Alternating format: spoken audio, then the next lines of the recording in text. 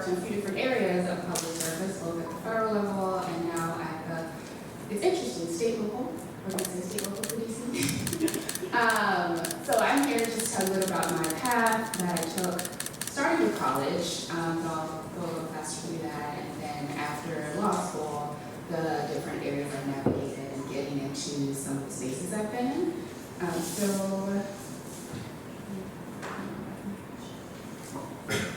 right, great. So let me start the timer.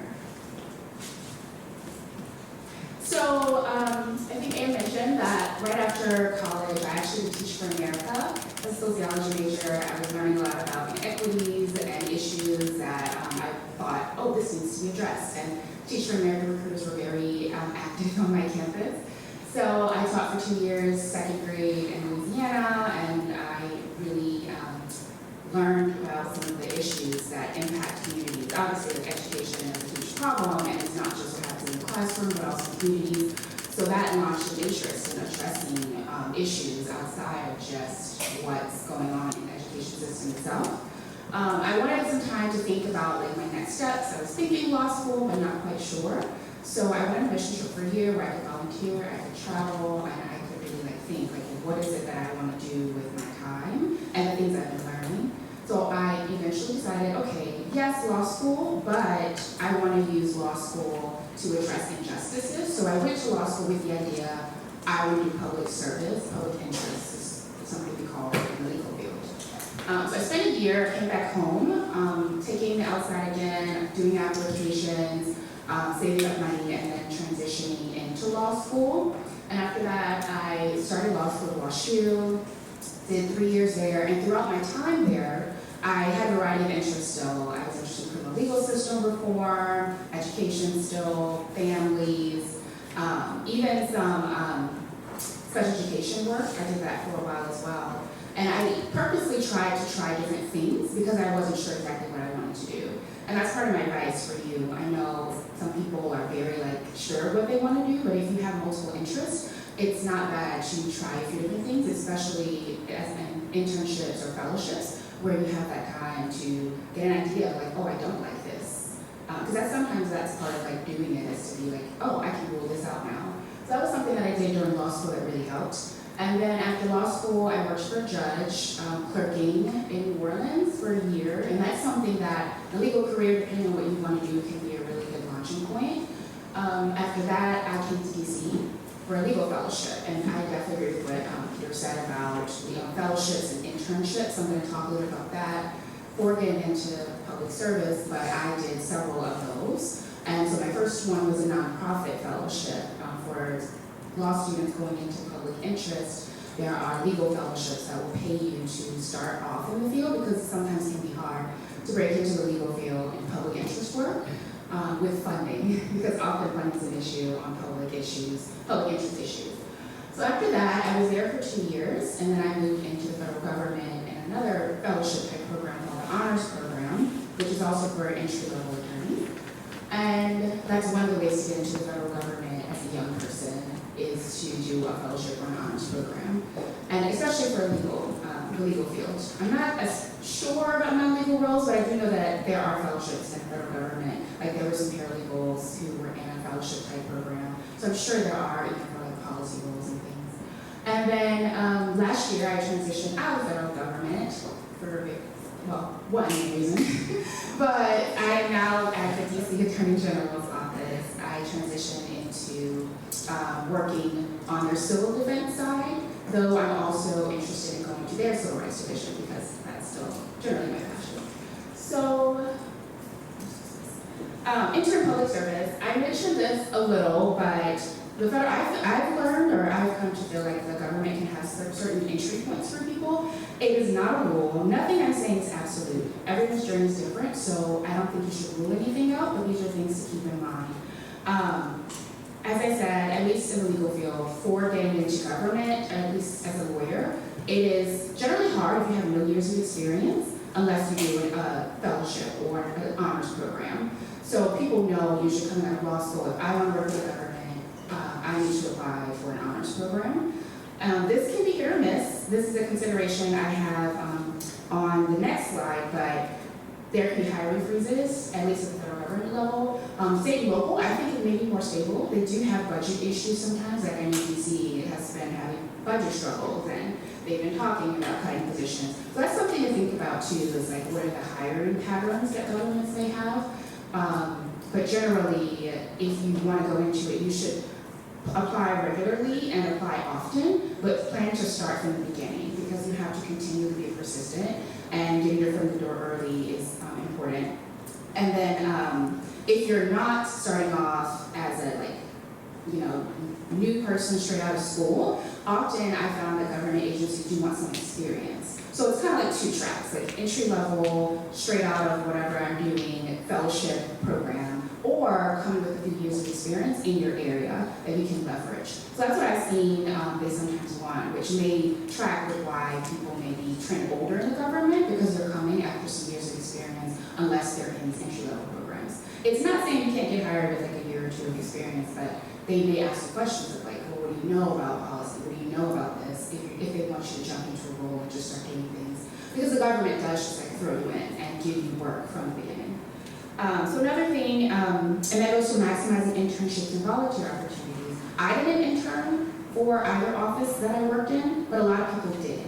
And I think that gives you a leg up, especially hiring, when the people doing the hiring are like, oh, she was an intern last summer, we know her work, we know that she's really good. And so the more you can establish your presence and build your credibility with that office and show them that you have a commitment, but also you know how to do the work, the easier it will be for you to get those fellowships and those jobs. So capitalize on that. And then be persistent in applying. I mentioned this. If you're not able to get in an entry-level program, you can maybe do it later, get the years of experience somewhere else, and then you can continue applying.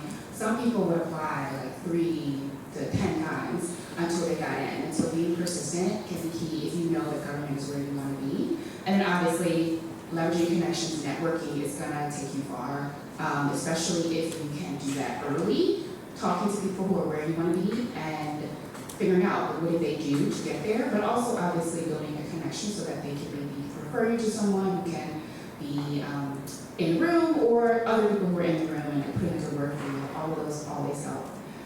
So then, I already mentioned some of these, but for those interested in law school potentially, I have a few tips and things that I generally like to share with people. One, I like to say have a good reason for law school. I saw that actually for the conversation today. I think is grad school necessary?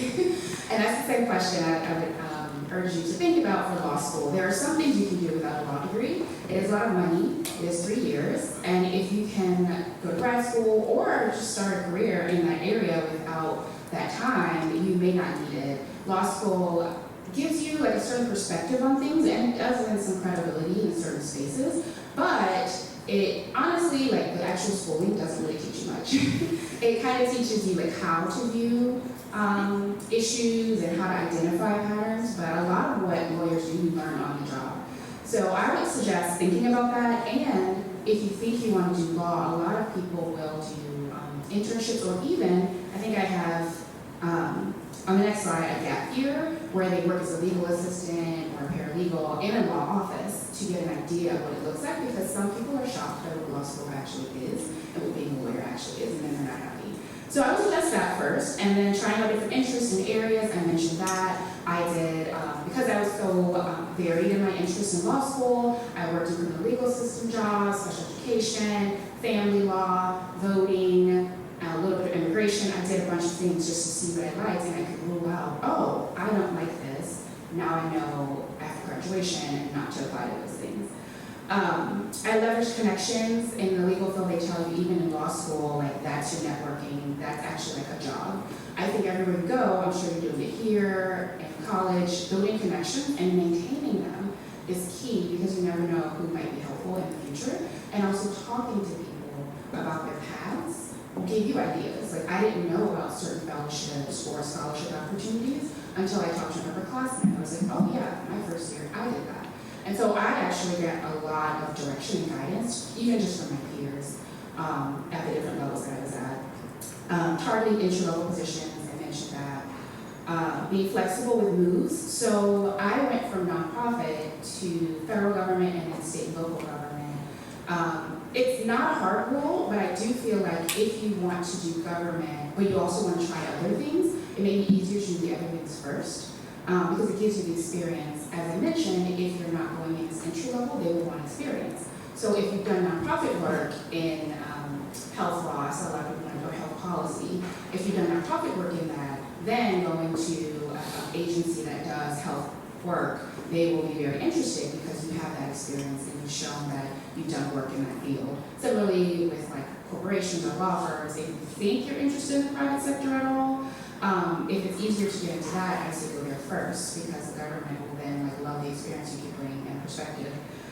Whereas I know for nonprofits, sometimes they will scrutinize, like if you did something else first, they will question like, do you have the skills and experience? That's not to say we can't go from government to nonprofit, but sometimes nonprofits are a little more exacting about like the moves you make because they could be really invested in like, are you committed to this work? And like, do you have a perspective that we apply to our work? So you can sell yourself going from government to nonprofit as well, or government to corporations. And corporations will love government experience sometimes because you'll have knowledge of the regulations, the policies, and how the government works to give them advice. So there are strategic things you can think about, but I think government may be easier to get into after some experience, depending on where you are. And then factor in some politics when working for governments. More so at the federal level, but also at the local.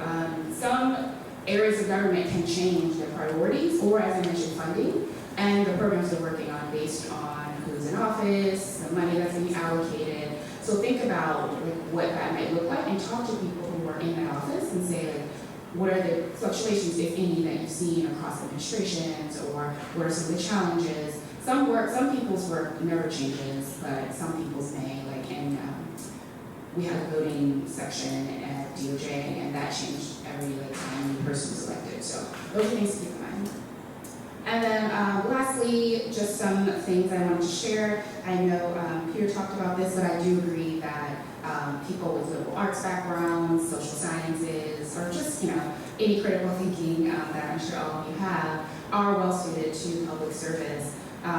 Getting policy, writing, analytical experiences will be key because people want to see that you can jump into a job, problem solve, communicate well, deliver on issues, multitask. All of those things are often what they'll be asking about in addition to like some of the substantive, what drives you.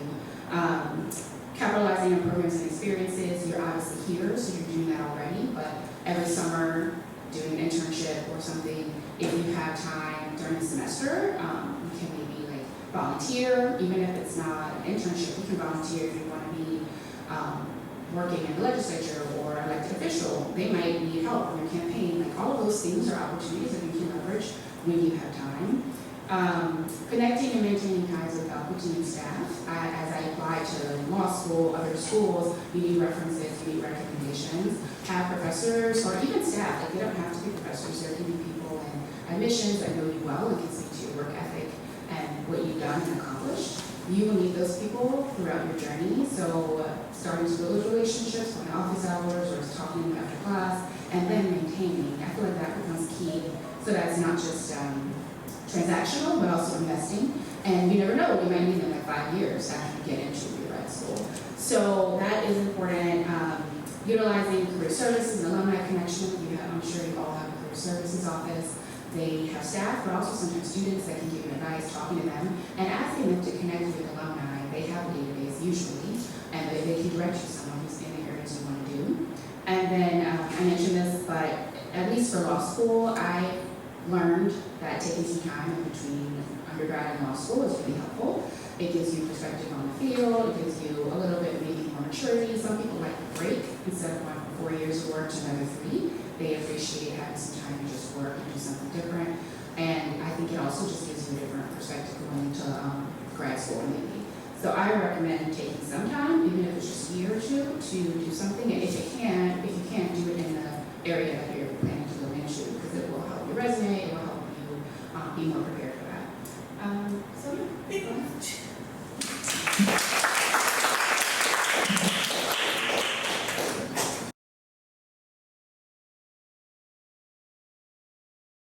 Well, first and foremost, it's really an honor to be with you all here today. I want to start by thanking the incredible organizers of this event, the Phi Beta Kappa team in the back, for all that they did for you guys this week, but also for the opportunity to be here for me. So let's give them a round of applause.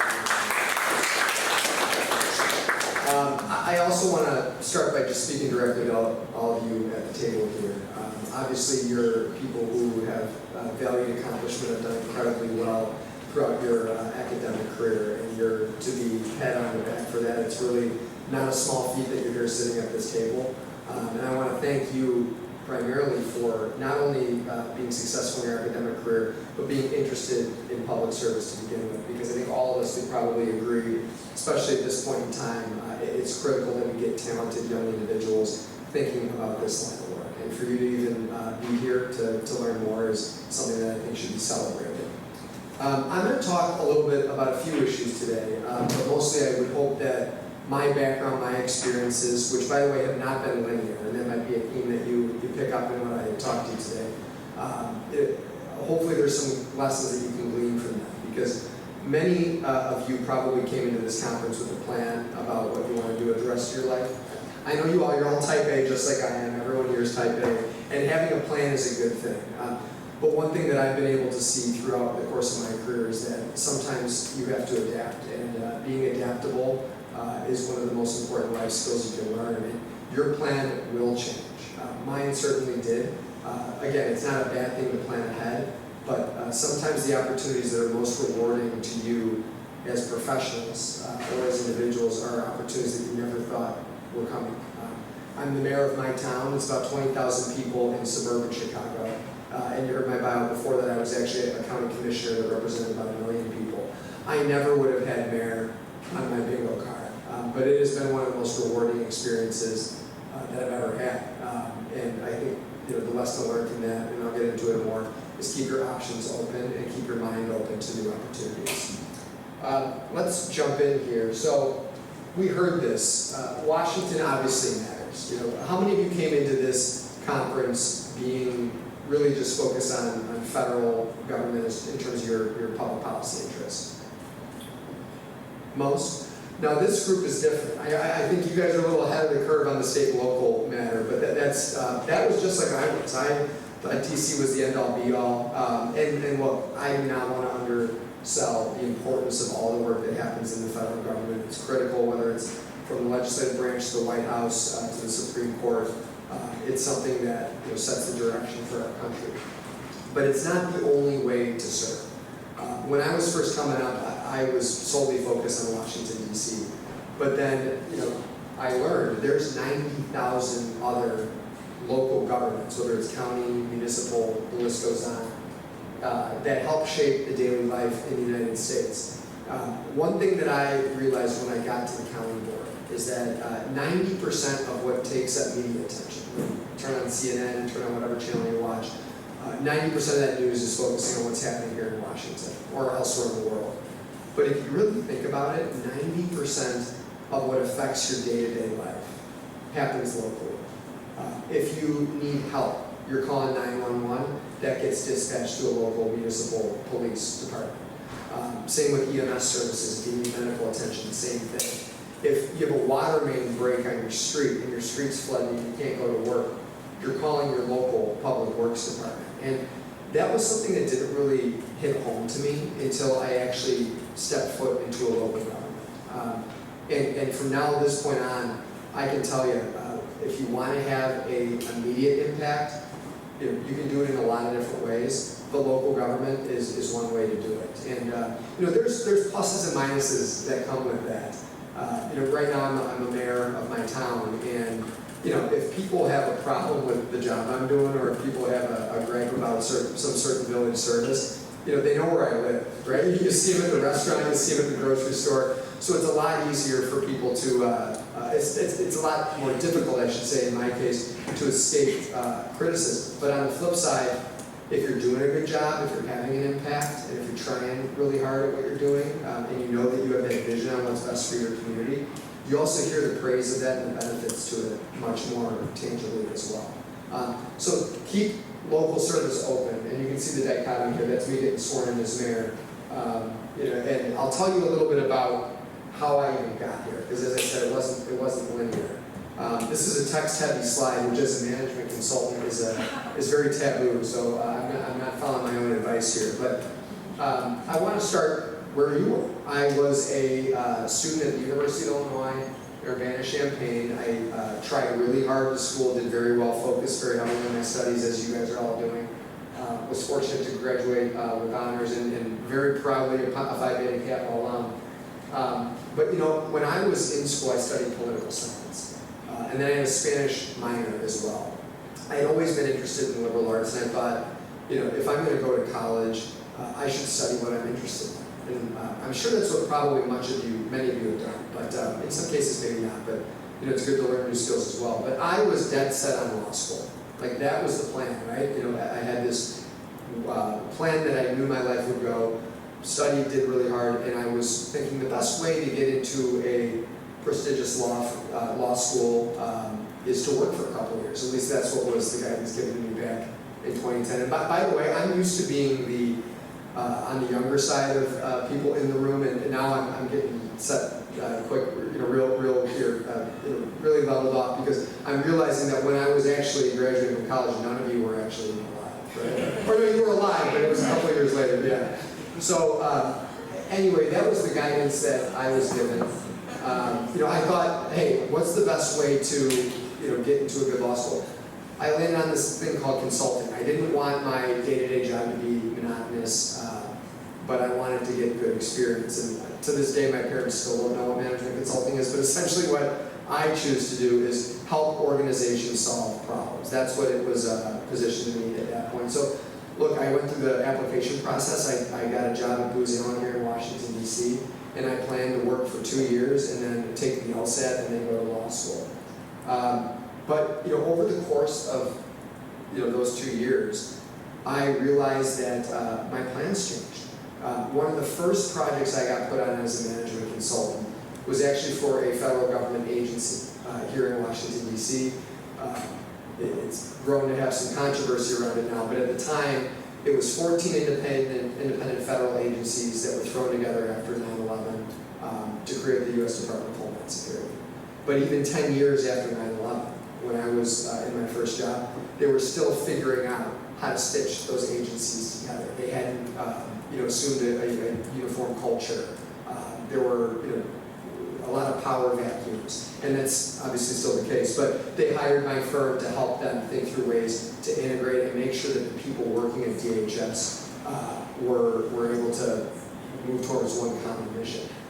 And I realized that you could have an impact in a lot of different ways. I didn't need to necessarily go to law school to do that. And so my plans changed, and I decided to forego law school, took the GMAT, and went to the University of Chicago for my MBA. And I haven't looked back. So one lesson to be learned from that experience is, again, you may have your plan, but don't be so set in it that it closes you off to new opportunities. Because had I not opened my eyes in my first couple of years as a consultant, and had not gotten out of my comfort zone, I might not have had the opportunity to grow my career in management consulting the same that I did. Now, like you, I was always very interested in government. I didn't think that I would start a career in government as early as I did. I knew that maybe down the road, after I established myself in a certain career, I might be interested in throwing my hat in the ring to run for office or do something in administration. But I never had it focused as like, I never was one of these people that got out of school and I'm running for office right away. But again, timing and opportunity is everything. So in 2017, 7 years into my career, I was asked by a county chairperson, basically the county executive of the county I grew up in, DuPage County. By the way, another Hinsdale person's here in the house. I can't believe that. And I did not know that before I was coming to speak here today, but we have another DuPage County resident likely here as well. But I got reached out to by the county executive saying, hey, we're trying to save money. Budgets are getting tight. We're getting less and less money from the state to help us fund our services. I need some help thinking through ways to consolidate units of government to increase the quality of service but save the government money. And again, I didn't even know what county government did. Like I knew I had lived in a county, but I didn't know what they were responsible for. I was solely focused on DC, right? And I decided to accept the opportunity, and he had me look at ways to consolidate. It's not a very sexy title, but mosquito abatement districts. Right? Now, look, I mean, with West Nile virus, it was obviously top of mind to a lot of people, but no one thinks about a mosquito abatement district. But what they did do was cost a lot of taxpayer money and really offered some duplicative services. So they brought me on as a pro bono, meaning I didn't get paid, to look at ways to consolidate some mosquito abatement districts in DuPage County. And again, I loved the experience. I got to learn so much about county government, how much it touches from emergency management to zoning to public health. All of that rolls up to the county you live in, depending on the state, but in most cases that's what they're tasked for. And so I did a great job. Again, I didn't think much of it. I just wanted to be helpful.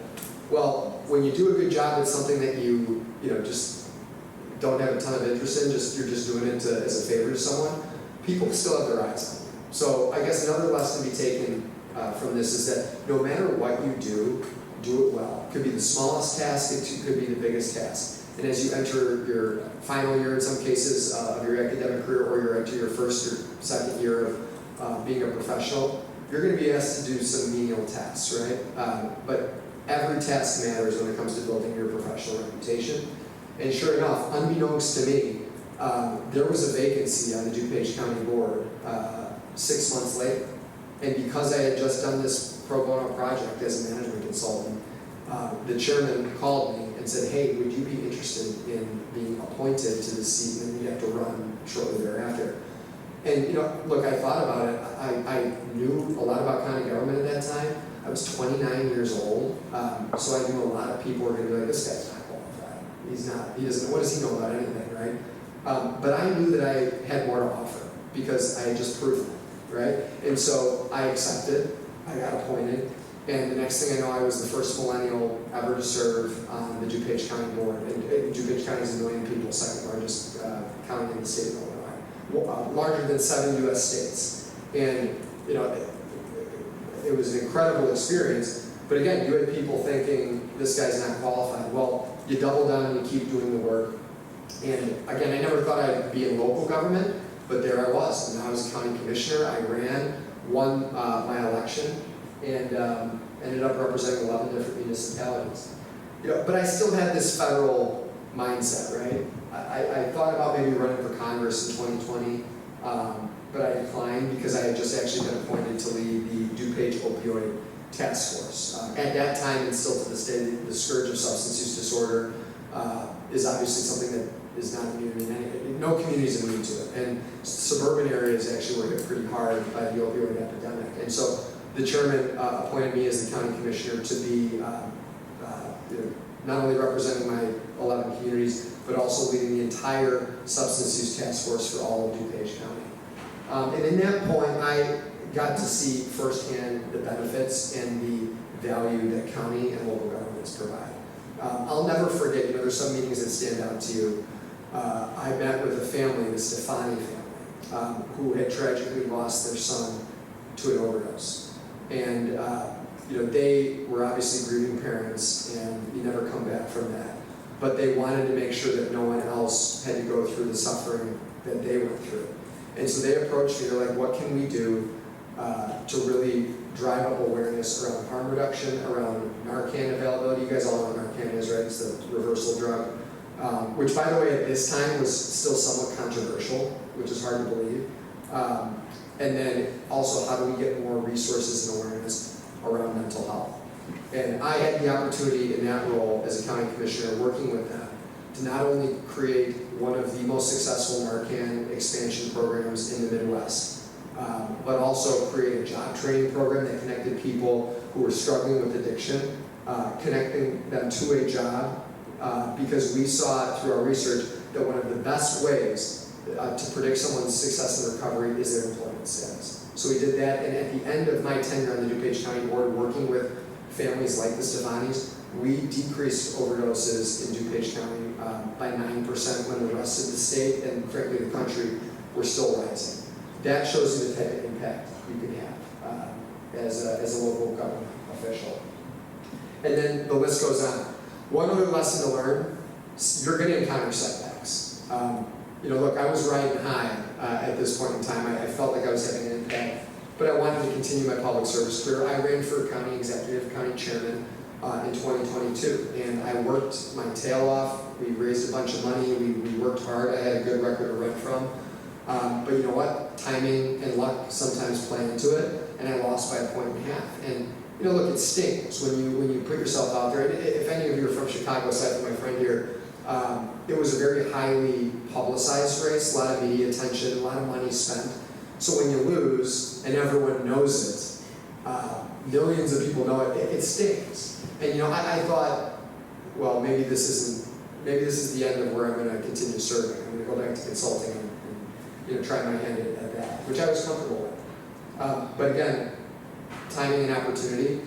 3 years later, I still stayed involved. I did some media attention and helped candidates that I enjoyed. And again, you can have a service mentality in your job. You don't even have to put your name on a ballot, by the way, which is something that's important to know. But I decided to throw my hat in the ring when I found out that my local mayor was not running again. And here I am, the youngest person elected mayor of my hometown. And so it shows you when one door closes, it's not closed, right? There's other doors that open for you. I would never be in this position today had I not lost that election. And had I not been someone willing to get back off the mat and keep moving forward. So that's more about my experience. But what really stands out to me is that public service, especially at the local level, it really becomes real and stands out to you when you can see the impact that you're having. And that's particularly acute at the local level. So you've heard a lot of advice today. I've given a lot of advice in my couple minutes, but if I can leave you with just 5 other lessons, some of which we covered, some of which we didn't, stay open to paths you didn't plan. Part of the reason you chose the academic career that you did is because you learn a lot when you're studying liberal arts, when you're studying humanities. You may have your major, but you get exposed to a lot of different thinking. So you have a lot more tools at your disposal than you think you do. And by the way, you've heard this a couple times from my colleagues, learning how to analyze data, learning how to write, learning how to communicate, those are skills that will help you no matter what field you go into. And that is exactly the crux of what you're trying to learn through a liberal arts degree. Learn how institutions work. What do I mean by this?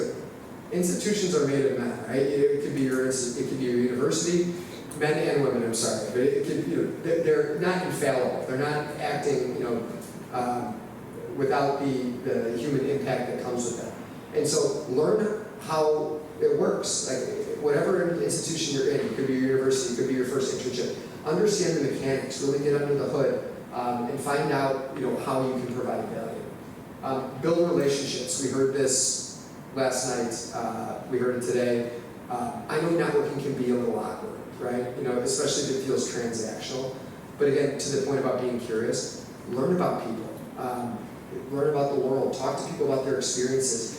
And build those relationships before you actually need to collect on them. Because that's helped me in my career, and I'm sure it will help you with yours.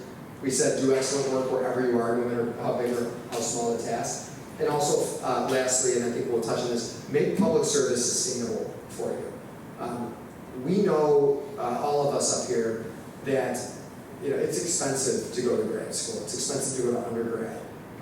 There's a lot of different routes at your disposal to help make this type of career of service feasible.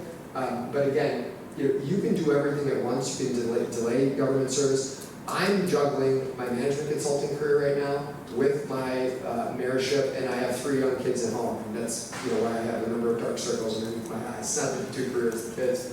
But you can schedule your time and find a way to make your passions work for you. They may not all happen all at once, but being patient, being adaptable, and being open to new experiences, you absolutely can make a public service career sustainable.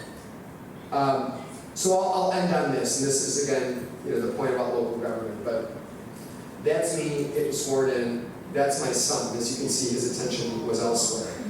This was literally on the front page of the local newspaper. And I was the second line on it. It was George Hart listens to his father. Clearly wasn't listening to me.